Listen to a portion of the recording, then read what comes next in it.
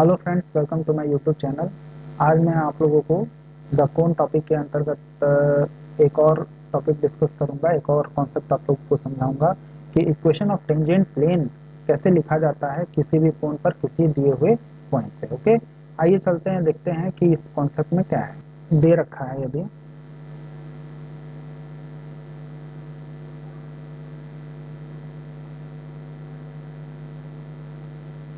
जिसका वर्टेक्स कितना है 0,0,0। ओके, तो इस का इक्वेशन हम कैसे लिख सकते हैं इस कोण का, a x square plus b y square plus c z square plus 2f y z plus 2g z x plus 2h x y equal to 0।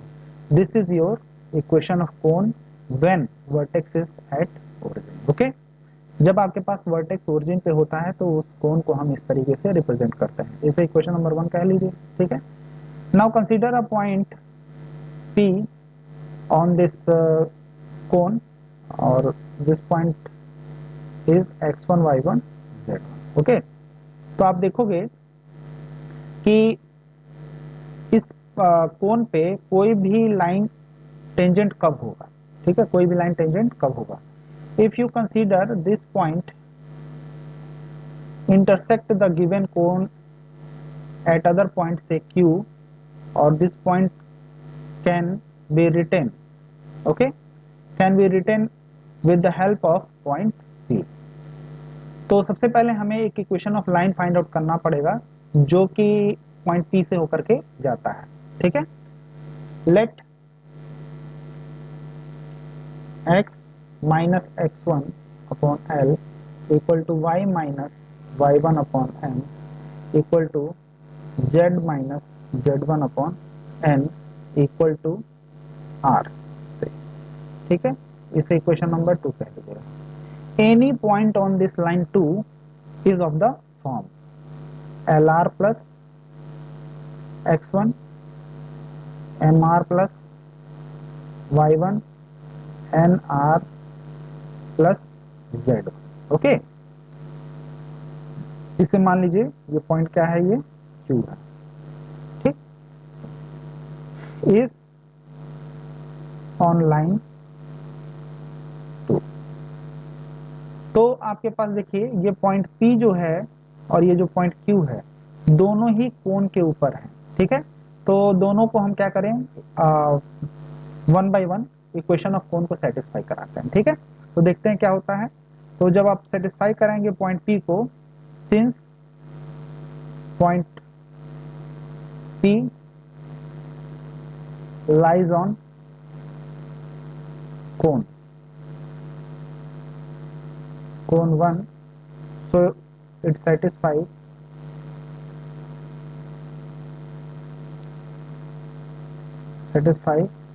Equation. ठीक है, अब इक्वेशन 1 को सेटिस्फाई करेगा तो क्या हमारे पास मिलेगा, a x one square b y one square c z one square plus 2f वाई1 z1 plus 2g z1 x1 plus 2h x1 y1 equal to 0। ठीक है, इसे आप इक्वेशन नंबर 3 कह लीजिए। Also point Q lies on the equation कोण। ठीक है, तो वो कोण के इक्वेशन को क्या करेगा, सेटिस्फाई करेगा। ठीक है, तो कोण के इक्वेशन को जब पॉइंट Q सेटिस्फाई करेगा तो उसके अकॉर्डिंग क्या हो जाएगा, लिख लीजिए, सिंस Q लाइज ऑन कोण 1, so it satisfies इक्वेशन 1। ठीक है, तो क्या हो जाएगा यहाँ से, ए एक्स की जगह आप रख सकते हैं l r plus x one whole square plus b m r plus y one whole square plus c n r plus z one whole square. Okay, plus 2f y की जगह हो जाएगा एम आर प्लस y1 और z की जगह हो जाएगा nr plus z1, okay, plus 2z, z की जगह हो जाएगा nr प्लस z1 और x की जगह हो जाएगा lr plus x1, okay, plus 2h lr plus x1 और y की जगह पे mr plus y1 equal to 0। I hope आपको ये इक्वेशन कैसे लिखा गया है वो समझ में आ रहा होगा। अब हम इसको एक स्पेशल फॉर्म में लिखेंगे, क्यों? क्योंकि हमको इस इक्वेशन को r में क्वाड्रेटिक के फॉर्म में लिखना होगा, ठीक है ना। तो चलिए उसको लिखने का प्रयास करते हैं। तो आपके पास वो इक्वेशन क्या होगा, देखिए,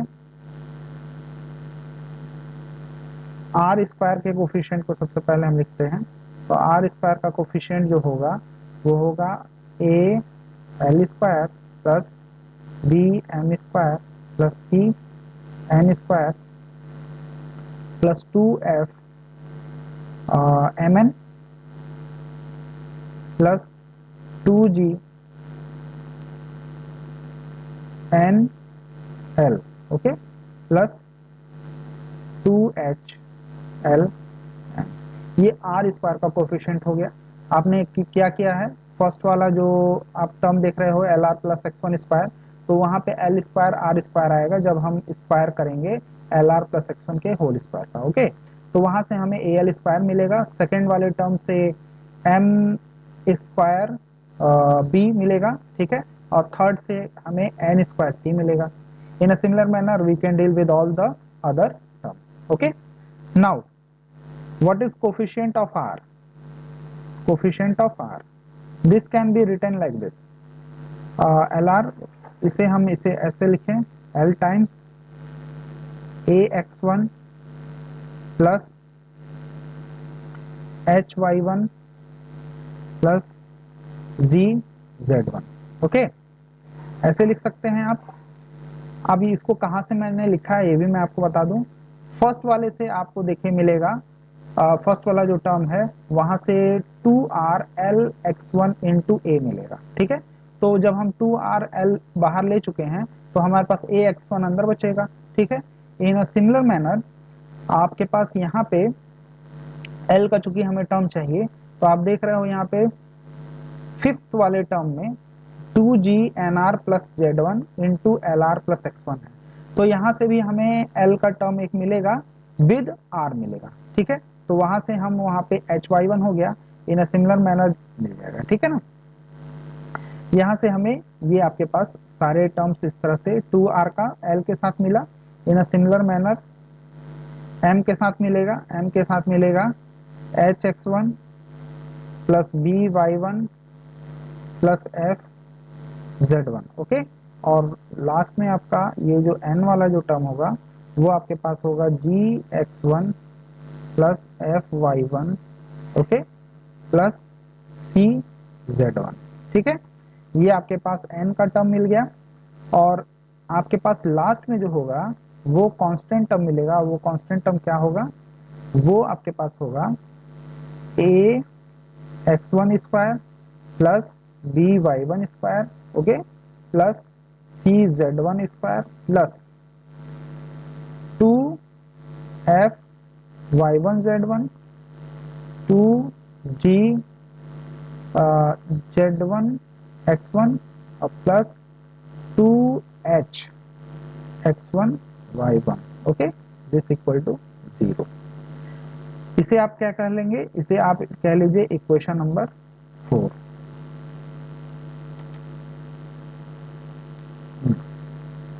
जो आपके पास इक्वेशन नंबर 3 है, अगर हम उसका यूज कर रहे हैं इक्वेशन नंबर 4 में, तो आपके पास जो लास्ट टर्म है ax1 square ax1 by1 cz1 by1 square cz1 square 2f(y1 z1) 2g z1 x1 2h x1 y1, ये आपका 0 हो जाएगा, ठीक है।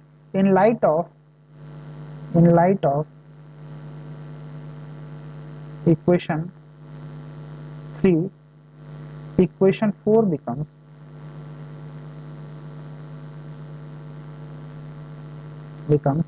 क्या हो जाएगा,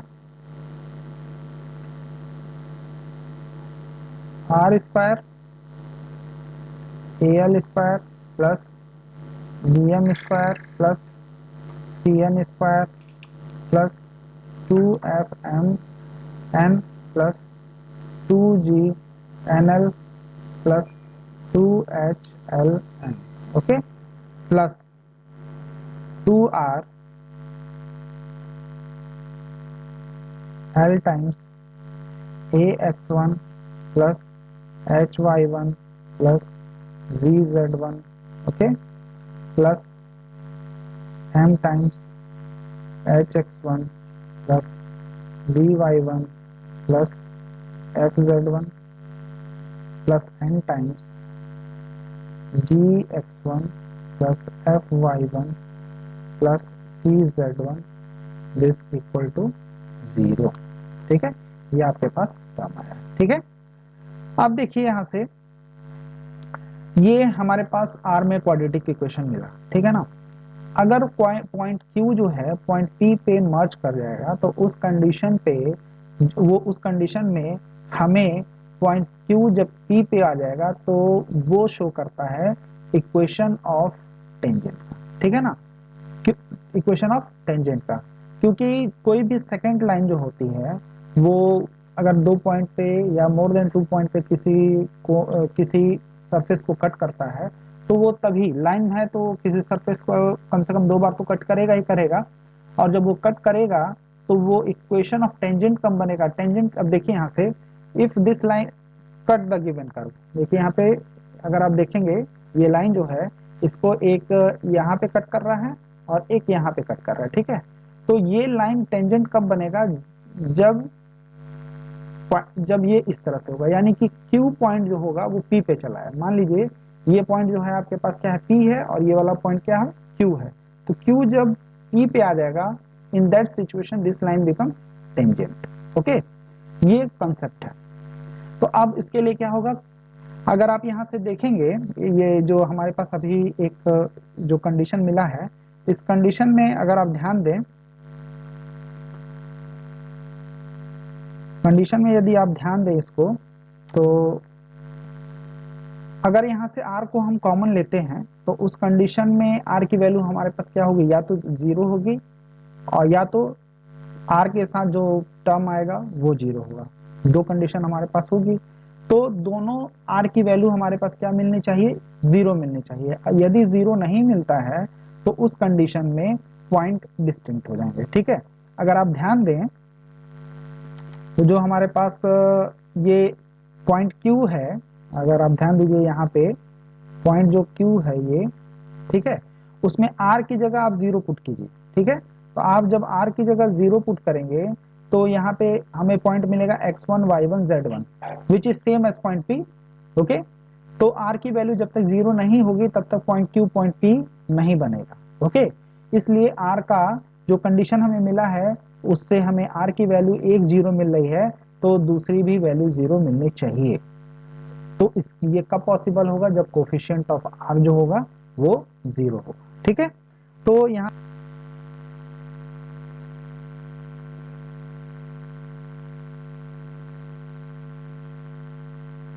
above equation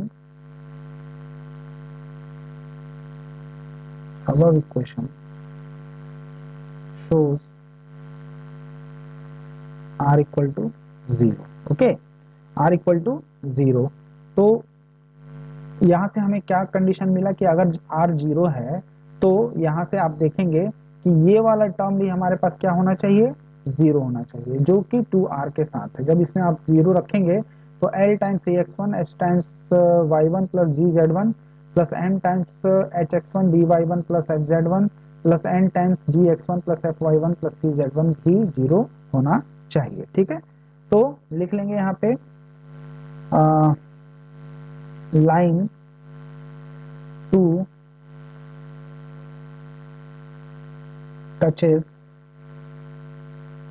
curve, sorry, touches surface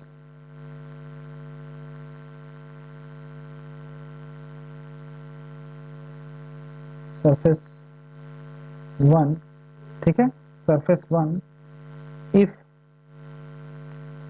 L times ax1 plus hy1 plus gz1, okay, plus m times hx1 plus dy1 plus fz1 plus n times gx1 plus fy1 plus cz1 equal to 0। Okay, इसमें आपको doubt नहीं होना चाहिए। क्यों doubt नहीं होना चाहिए? अगर ये जो अब इक्वेशन जो हमने लिख रखा है, ये ध्यान दीजिए, इस इक्वेशन में अगर हम r को कॉमन ले लेते हैं, तो r को जब कॉमन लेंगे तो r के साथ एक टर्म ये आपके पास मिल रहा है, ठीक है, और प्लस विदाउट r ये टर्म मिल रहा है सेकंड वाला, ठीक है, सेकंड वाला। तो जब r 0 हो गया, तो जब हमारे पास जो दूसरा इक्वेशन मिलेगा उसमें r इक्वल टू 0 पुट करेंगे तो ये पूरा टर्म 0 हो ही जाएगा। जो आर स्क्वायर के साथ यहाँ पे आपको दिख रहा है, ये पूरा टर्म 0 हो जाएगा। तो मिलेगा हमें क्या, L times ax1 h times y1 plus gz1 plus m times hx1 dy1 plus fz1 plus n times gx1 plus fy1 plus cz1 क्या होगा, 0 होगा। ठीक है, हो गया क्या कि कब ये लाइन टच करेगा गिवन सरफेस को जो कि कोन का है, ठीक है ना। अब देखिए, ध्यान दीजिए,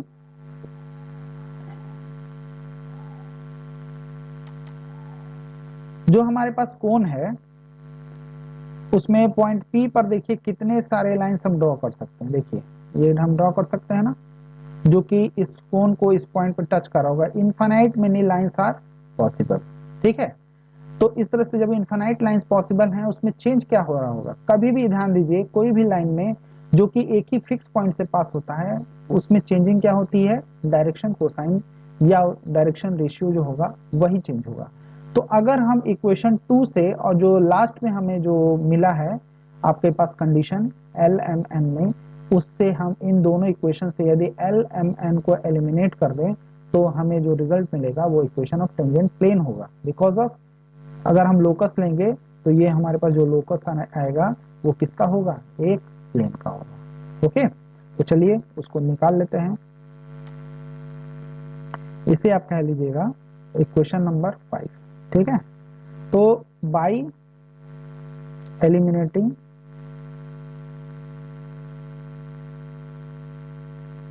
L m n from equation 2 and 5, we get required equation of, okay, we get required equation of plane। तो L की जगह पे क्या रख सकते हैं हम, आप अगर आप ध्यान देंगे इक्वेशन नंबर 2 में x minus x1 upon L equal to R, ठीक है ना। तो वहां से हमारे पास L की वैल्यू जो होगी x minus x1 upon R होगी, जो कि यहाँ पे L की जगह पे हम रख दें तो हमारे पास ऐसे होगा x minus x1 upon R, और यहाँ पे ax1 प्लस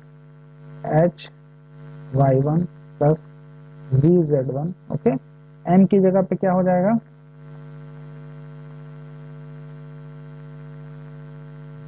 m की जगह पे हो जाएगा plus y minus y1 upon r, और ये हो जाएगा hx1 plus vy1 plus fz1 plus n की जगह पे हो जाएगा z minus z1 upon r gx1 plus fy1 plus cz1 equal to 0, ठीक है।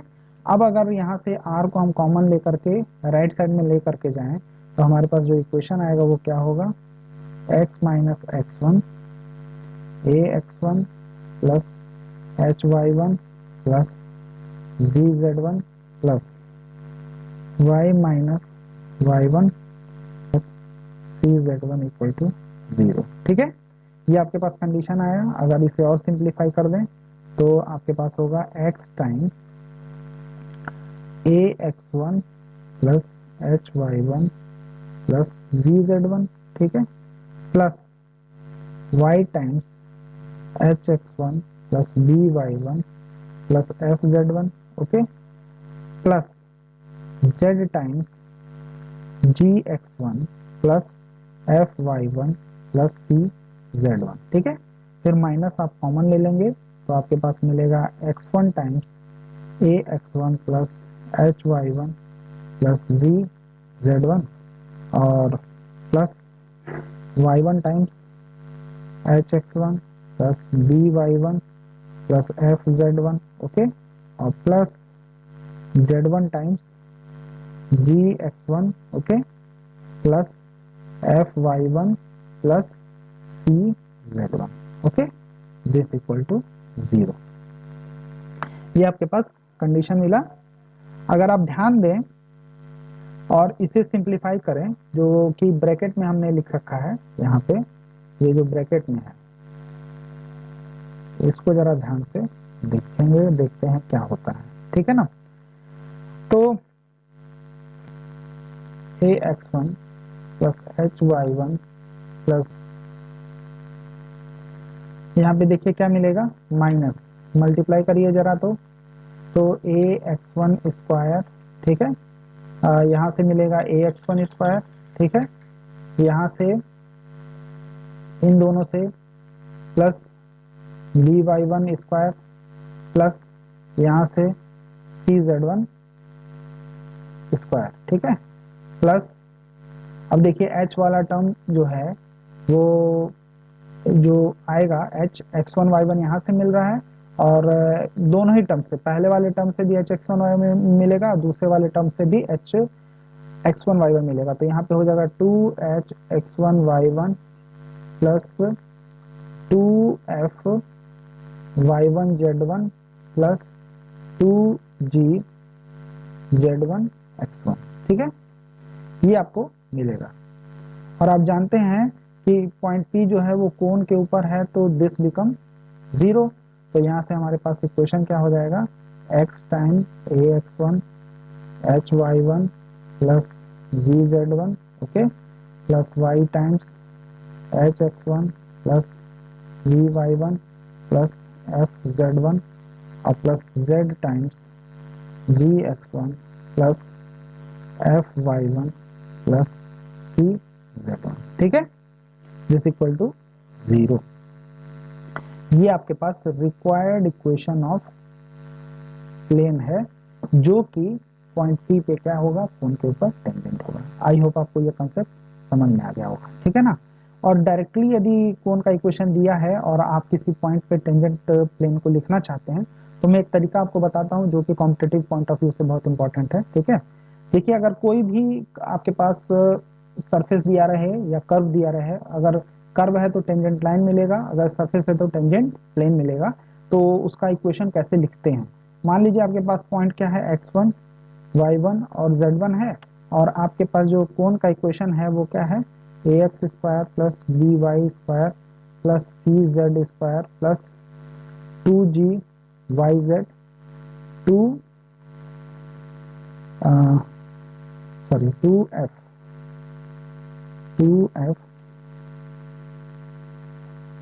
2fyz 2vzx plus 2hxy equal to 0, ठीक है। ये आपके पास कर्व का या सरफेस का इक्वेशन दे रखा है, और पॉइंट x1 y1 z1 पे आपको क्या लिखना है, टेंजेंट लिखना है, ठीक है ना। तो बहुत ही आसान सा तरीका है, आप करोगे क्या, एक्स स्क्वायर की जगह पे एक्स x1 रख देना, ठीक है, वाई स्क्वायर की जगह पे वाई y1 रख देना, जेड स्क्वायर की जगह पे जेड z1, ओके, एक्स की जगह पे x plus x1 over 2, y की जगह पे y प्लस y1 ओवर 2, और z की जगह पे z प्लस z1 ओवर 2। ये जब सारे जो मैंने बताए हैं, इन सभी को इक्वेशन जो कि दे रखा है कर्व का या सरफेस का, उसमें आप रख दीजिएगा, आपको इक्वेशन ऑफ टेंजेंट प्लेन मिल जाएगा। यदि वो सरफेस होगा, कर्व होगा, तो टेंजेंट लाइन मिल जाएगा। आई होप आपको मेरे जो वीडियोस हैं समझ में आ रहे होंगे। अगर समझ में आते हैं और अपने फ्रेंड्स के साथ इसे शेयर कीजिए, और जो बच्चे नए इस वीडियोस को देख रहे हैं उनको जरूर सब्सक्राइब कर लीजिए, और मैं अच्छे अच्छे वीडियो इसी तरह डालता रहूँगा ताकि आप लोग का कॉन्सेप्ट बूस्टअप हो। चाहे आप प्रिपरेशन कर रहे हो नेट की, गेट की, किसी पे भी कंपटीशन के आप दे रहे हो, चाहे वो IIT की, इन सबसे रिलेटेड मैं वीडियो डालता हूँ और डालता रहूँगा, और आप लोग उसको आसानी से अच्छे से समझने का प्रयास कीजिए और अपने कॉन्सेप्ट को बूस्टअप कीजिए और कॉम्पिटिशन में सक्सेस पाइए। Okay, thank you.